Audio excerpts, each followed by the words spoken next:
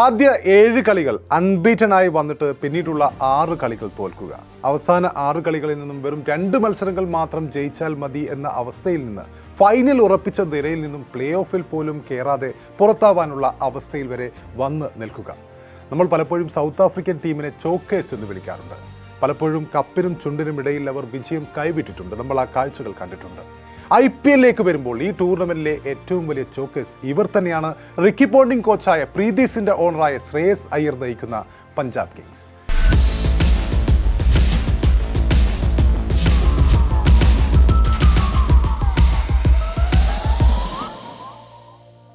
Historical downfall of Punjab Kings in IPL history. Lost 6 consecutive matches, dropped catches, misfielding, no performance by senior players.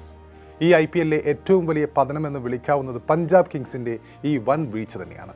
ഏറ്റവും ആദ്യം play ഓഫിലേക്ക് ticket എടുക്കുമെന്നും കന്നി IPL trophy കൈക്കലാക്കും എന്ന ഘട്ടത്തിൽ നിന്നും എല്ലാവരും കരുതിയിരുന്ന ആ കപ്പെടുത്ത് ശ്രേയസിനും പഞ്ചാബിനും അങ്ങ് നൽകിയേക്ക് എന്ന് നമ്മളടക്കം വീഡിയോകളിൽ പറഞ്ഞ് തംബ്നെയിൽ കൊടുത്ത ആ ഒരു ടീമാണ് ഇപ്പോൾ ഇതാ ഇങ്ങനെ ഏതാണ്ട് ടൂർണമെൻറ്റിൽ നിന്നും പുറത്താവുന്നതിൻ്റെ വക്കിൽ നിൽക്കുന്നത്. വൻ വീഴ്ച എന്ന് തന്നെ പറയാം. The secret of life is to fall 7 times and to get up 8 times എന്ന് പ്രശസ്ത എഴുത്തുകാരനായ പൗലോ കൊയ്ലോ പറഞ്ഞിട്ടുണ്ട്. ജീവിതത്തിൻ്റെ രഹസ്യം എന്നത് 7 തവണ വൻ വീഴ്ചകൾ സംഭവിക്കുകയും 8ാമത്തെ തവണയും ഉയർത്തെഴുന്നേൽക്കുന്നതുമാണ് എന്നാണ് പൗലോ കൊയ്ലോ ഈ വാക്കുകളിലൂടെ അർത്ഥമാക്കിയിട്ടുള്ളത്. പക്ഷേ പൗലോ കൊയ്ലോയുടെ വാക്കുകൾ അവിടെ നിൽക്കട്ടെ. ഇനിയൊരു മത്സരം മാത്രം ബാക്കി നിൽക്കെ, അതും മറ്റു ടീമുകളുടെ ജയപരാജയങ്ങളും നെറ്റ് റൺ റേറ്റും കണക്കാക്കി മാത്രം പ്ലേ ഓഫ് സാധ്യതകൾ നിലനിൽക്കെ 8ാമതുമുള്ള ഒരു ഉയർത്തെഴുന്നേൽപ്പ് പഞ്ചാബ് കിങ്സിന് സാധ്യമാവുമോ എന്നത് ഇപ്പോഴത്തെ വലിയ ചോദ്യചിഹ്നമാണ്. ഇനി അവസാന മാച്ചിൽ ലക്നൗ സൂപ്പർ ജയൻസിനെ വീഴ്ത്തിയാലും പഞ്ചാബിന് പ്ലേ ഓഫ് ഉറപ്പില്ല. കാരണം 15 പോയിന്റ് മാത്രമേ അവർക്ക് ഇനി പരമാവധി ലഭിക്കുകയുള്ളൂ. എന്നാൽ നമുക്കറിയാം, കുറഞ്ഞത് 16 പോയിന്റെങ്കിലും നേടിയവർ മാത്രമേ ഇതുവരെ പ്ലേ ഓഫിലേക്ക് എത്തിയിട്ടുമുള്ളൂ. അപ്പോൾ ഇത്രയും വലിയൊരു ദുര്യോഗം ആർക്കും ഉണ്ടാവില്ല എന്നുറപ്പാണ്. സീസണിൻ്റെ ആദ്യ പകുതിയിൽ 13 പോയിന്റുമായി 7 മാച്ചിൽ ഒന്നിൽ പോലും അവർ തോറ്റിരുന്നില്ല എന്നതാണ് എടുത്തു പറയേണ്ട കാര്യം. ആ സമയത്ത് 6 മാച്ചുകളിൽ പഞ്ചാബ് ജയിച്ചു കയറിയപ്പോൾ കൊൽക്കത്ത നൈറ്റ് റൈഡേഴ്സുമായുള്ള മത്സരം മഴയെ തുടർന്ന് ഉപേക്ഷിക്കപ്പെടുകയായിരുന്നു.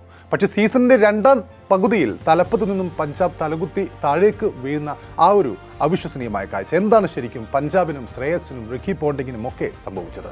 നമുക്കത് നോക്കാം. പഞ്ചാബ് ആദ്യ മത്സരങ്ങൾ തുടർച്ചയായി ജയിച്ചിരുന്നുവെങ്കിലും അവരുടെ ജയത്തിനൊപ്പം മറക്കപ്പെട്ട ചില ന്യൂനതകൾ കൂടിയുണ്ടായിരുന്നു. അന്ന് ബാറ്റർമാരുടെ ഫോമിൽ, ടീമിൻ്റെ ഫോമിൽ ആ വീക്ക്നെസ്സുകളെല്ലാം മറക്കപ്പെട്ട അവസ്ഥയിലായിരുന്നു. എന്നാൽ തോൽവികളായതോടെ ആ പിഴവുകളെല്ലാം വലുതായി പ്രൊജക്റ്റ് ചെയ്യപ്പെടുകയും ചെയ്തു, പുറത്തേക്ക് വരികയും ചെയ്തു. പഞ്ചാബിൻ്റെ തോൽവിയുടെ കാരണങ്ങളിൽ ഏതൊക്കെയെന്ന് നോക്കുമ്പോൾ ഒന്ന് പ്രധാനമായും ബാറ്റിംഗ് ആണ്. മുൻനിരയുടെ അപ്രതീക്ഷിത ഫോമൗട്ടുകളാണ്, കൺസിസ്റ്റൻസി ഇല്ലായ്മയാണ്. ഈ സീസണിൻ്റെ ആദ്യ പകുതിയിൽ പഞ്ചാബ് കിങ്സിൻ്റെ വിജയക്കുതിപ്പിന് പ്രധാനപ്പെട്ട കാരണം വെടിക്കെട്ട് ഓപ്പണിംഗ് ജോഡികളായ പ്രിയാൻ ഷാരിയും പ്രഭ്സിമ്രാൻ സിംഗുമായിരുന്നു. അവരുടെ മികച്ച ഇന്നിങ്സുകളായിരുന്നു. പവർ പ്ലേയിൽ ഇരുവരുടെയും കടന്നാക്രമണങ്ങൾ എതിർ ടീമുകളുടെ താളം തെറ്റിച്ചിരുന്നു ഒരു സമയത്ത്. ഇതിൽ പ്രിയാൻ ഷാരിയായിരുന്നു ഏറ്റവും കൂടുതൽ അപകടകാരി. എന്നാൽ 2ാം പകുതിയിൽ പ്രിയാൻഷിൻ്റെ ഫോം മങ്ങുന്ന കാഴ്ചയാണ് നമ്മൾ കണ്ടത്. ആദ്യ മത്സരങ്ങളിൽ ഓപ്പണിംഗ് ജോഡി സ്ഫോടനാത്മക തുടക്കം നൽകിയതോടെ, പാർട്ണർഷിപ്പ് നൽകിയതോടെ പിന്നീടെത്തിയ ക്യാപ്റ്റൻ ശ്രേയസ് അയ്യരുടെ ജോലിഭാരം ആ സമയത്ത് കുറഞ്ഞിരുന്നു. ബൗളിങ്ങിൽ സീസണിൻ്റെ തുടക്കം മുതൽ നനഞ്ഞ പടക്കമായിട്ടും 200+ ടോട്ടലുകൾ പഞ്ചാബ് അനായാസം ചേസ് ചെയ്ത് ജയിച്ചതിന് പിന്നിലും ഈ ഓപ്പണിംഗ് ജോഡിയുടെ ഫോം തന്നെയായിരുന്നു പ്രധാനപ്പെട്ട കാരണം. ഇത് കാരണം ബൗളിങ്ങിലെ പോരായ്മകൾ സീസണിൻ്റെ ആദ്യ പകുതിയിൽ വേണ്ടത്ര ശ്രദ്ധിക്കപ്പെട്ടില്ല എന്ന് വേണം കരുതാൻ. പക്ഷേ സീസണിൻ്റെ 2ാം പകുതിയിൽ പവർ പ്ലേയിലെ പഴയ പവറും ശൗര്യവുമെല്ലാം പഞ്ചാബിന് നഷ്ടമാവുന്ന കാഴ്ചയാണ് നമ്മൾ കണ്ടത്. പ്രിയാൻ ഷാരിയും പ്രഭ്സിമ്രാൻ സിംഗും പല മത്സരങ്ങളിലും നേരത്തെ മടങ്ങിയതോടെ പഞ്ചാബിൻ്റെ ആ ഒരു വിന്നിംഗ് ഫോർമുല പാടെ പൊളിയുന്ന കാഴ്ചയാണ് നമ്മൾ കണ്ടത്. കൂപ്പർ കൊണോലിയും ശ്രേയസ് അയ്യറും ഭേദപ്പെട്ട സംഭാവനകൾ ഇടയ്ക്കെങ്കിലും നൽകിയെങ്കിലും മധ്യനിരയിലും ലോവർ ഓർഡറിലുമെല്ലാം അവരുടെ ബാറ്റിംഗ് നിര ശോകമായി മാറിയിരുന്നു തുടക്കം മുതൽ തന്നെ. നഹാൽ വധേരയുടെയും ശശാങ്ക് സിംഗിൻ്റെയും എല്ലാം മോശം ഫോമും പഞ്ചാബിനെ സാരമായി ബാധിക്കുകയും ചെയ്തു. ഈ സമയത്ത് കഴിഞ്ഞ തവണ മിന്നുന്ന പ്രകടനം നടത്തിയവരാണ് ഈ വധേരയും ശശാങ്കും എന്ന് നമുക്കറിയാം. ശശാങ്ക് കഴിഞ്ഞ മത്സരത്തിൽ ഫോമിലേക്ക് തിരിച്ചെത്തി എന്നത് മറ്റൊരു ആശ്വാസം മാത്രമാണ്. എങ്കിൽ കൂടിയും വേണ്ട സമയത്ത് അദ്ദേഹത്തിന് ഫോമിലെത്താൻ കഴിഞ്ഞിരുന്നില്ല. അതിനൊപ്പം ക്യാപ്റ്റൻ ശ്രേയസ് അയ്യരുടെ ഫോമും പാടെ തകരുന്ന കാഴ്ച പിന്നീട് കഴിഞ്ഞ മത്സരങ്ങളിലൊക്കെ നമ്മൾ കാണുകയുണ്ടായി. ഇടയ്ക്ക് ആദ്യ മത്സരങ്ങളിലെ വിജയം കാരണം അടുത്ത T20 ക്യാപ്റ്റനായി സൂര്യകുമാർ യാദവിന് പകരം ഇന്ത്യൻ ടീമിൻ്റെ ക്യാപ്റ്റനായി അദ്ദേഹം വരുമെന്ന തരത്തിലുള്ള ചർച്ചകളും ഉണ്ടായിരുന്നു.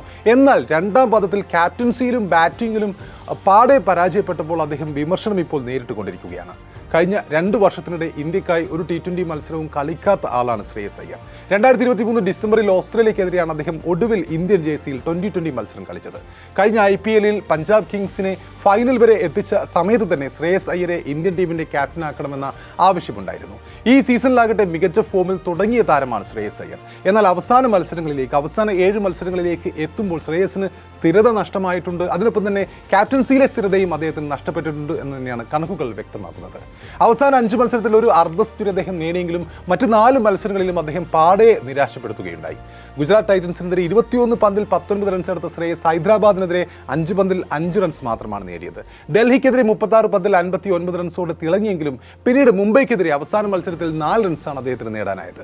ഇന്ത്യയുടെ T20 നായക സ്ഥാനത്തേക്ക് ശ്രേയസ് അയ്യരെയും പരിഗണിക്കുന്നുണ്ടെന്ന റിപ്പോർട്ടുകൾ പുറത്തു വന്നതിന് ശേഷമാണ് ശ്രേയസിന്റെ ബാറ്റിംഗിൽ സ്ഥിരത നഷ്ടമായത്. കഴിഞ്ഞ മത്സരത്തിൽ നമുക്കറിയാം RCBക്കെതിരെയും ശ്രേയസ് പെട്ടെന്ന് മടങ്ങുന്ന കാഴ്ചയാണ് നമ്മൾ കണ്ടത്. ഇതൊക്കെയും പഞ്ചാബിനെ വല്ലാതെ ബാധിക്കുകയും ചെയ്തു. പിന്നീടുള്ളത് ദയനീയ ബോളിംഗ് ആണ്. പഞ്ചാബ് കിങ്സിന്റെ വൻ വീഴ്ചയ്ക്ക് പ്രധാന കാരണങ്ങളിലൊന്ന് അവരുടെ ബോളിംഗ് ഡിപ്പാർട്ട്മെന്റാണ്.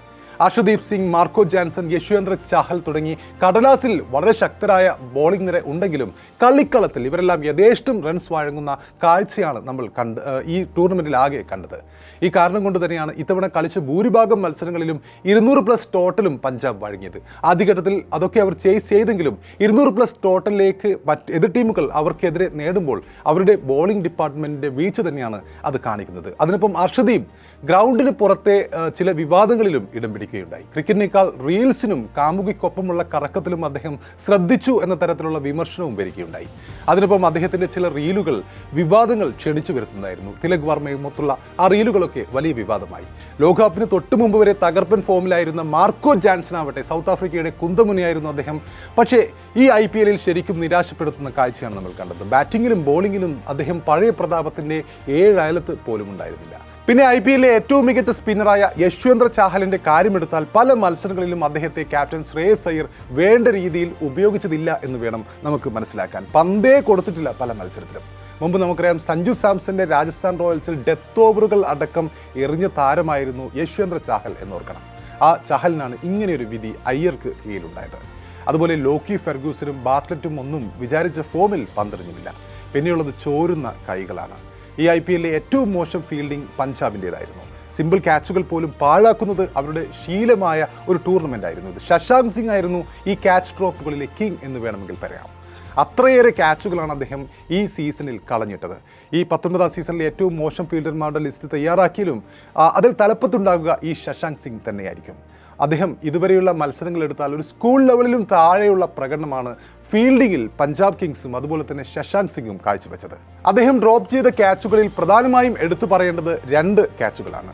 അതിൽ ഡൽഹി ക്യാപിറ്റൽസിനെതിരായ മത്സരത്തിൽ അദ്ദേഹം KL രാഹുലിന്റെ ക്യാച്ച് അദ്ദേഹം ഡ്രോപ്പ് ചെയ്തിരുന്നു. അതൊരു എളുപ്പമുള്ള ക്യാച്ചായിരുന്നു. ആ ക്യാച്ചാണ് ശശാങ്ക് അന്ന് താഴെയിട്ടത്. അത് കാരണം 8ന്റെ പണിയാണ് പിന്നീട് പഞ്ചാബിന് കിട്ടിയത്. ആ പഞ്ചാബ് ആ മത്സരത്തിൽ ജയിച്ചെങ്കിലും ഈ മത്സരത്തിൽ പിന്നീട് രാഹുൽ പുറത്താവാതെ വാരിക്കൂട്ടിയത് 152 റൺസാണ്. ക്യാച്ച് ഡ്രോപ്പ് ചെയ്യുമ്പോൾ രാഹുൽ വെറും 12 റൺസായിരുന്നു എന്നോർക്കണം. ആ 12ഉം കഴിഞ്ഞുകൊണ്ട് ക്യാച്ച് ഡ്രോപ്പിന് ശേഷം രാഹുൽ നേടിയത് 140 റൺസാണ്.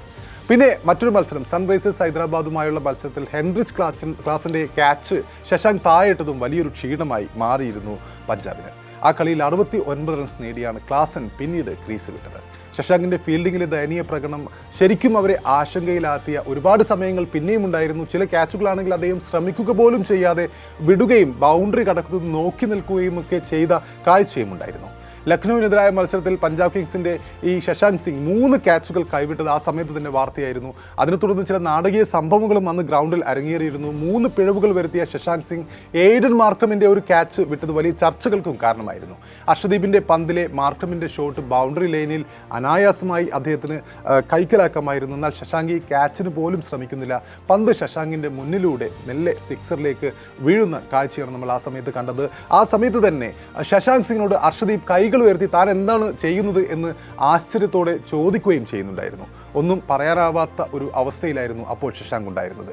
ഡഗ്ഔട്ടിലിരുന്ന പരിശീലകൻ റിക്കി പോണ്ടിംഗ് പോലും ദേഷ്യത്തോടെ പ്രതികരിക്കുന്നതും അപ്പോൾ ക്യാമറയിൽ കാണാമായിരുന്നു. അപ്പോൾ അത്രയും ക്യാച്ച് ഡ്രോപ്പുകൾ നിറഞ്ഞ അല്ലെങ്കിൽ അത്രയും മോശം ഫീൽഡിംഗ് ആയിരുന്നു പഞ്ചാബ് കിങ്സിൻ്റേത്. സമ്മർദ്ദ ഘട്ടങ്ങളിൽ ഇടപെട്ടുകൊണ്ട് ബൗളർമാർക്ക് നിർദ്ദേശങ്ങൾ നൽകാനോ ഗെയിം പ്ലാനിൽ മാറ്റങ്ങൾ വരുത്താനോ അയ്യർ എന്ന ക്യാപ്റ്റൻ തയ്യാറാകാത്തതും പഞ്ചാബിൻ്റെ വലിയ വീഴ്ചകൾക്ക് കാരണമായിട്ടുണ്ട്. അപ്പോൾ ഈ കാരണങ്ങളൊക്കെയും നിറഞ്ഞു നിൽക്കുമ്പോൾ പഞ്ചാബ് കിങ്സ് നമുക്കറിയാം ആദ്യ 7 മത്സരങ്ങളിൽ പരാജയം അറിയാതെ കുതിച്ച പഞ്ചാബ് കിങ്സ് ഇപ്പോൾ ഈ ടൂർണമെൻറ്റിൽ നിന്നും പുറത്തേക്ക് പോകുന്നതിൻ്റെ വക്കിൽ എത്തി നിൽക്കുമ്പോൾ ചോക്കേഴ്സ് എന്ന പേര് അവർക്ക് മാത്രമാണ് ഈ IPL വിളിപ്പേരായിട്ടുള്ളത്.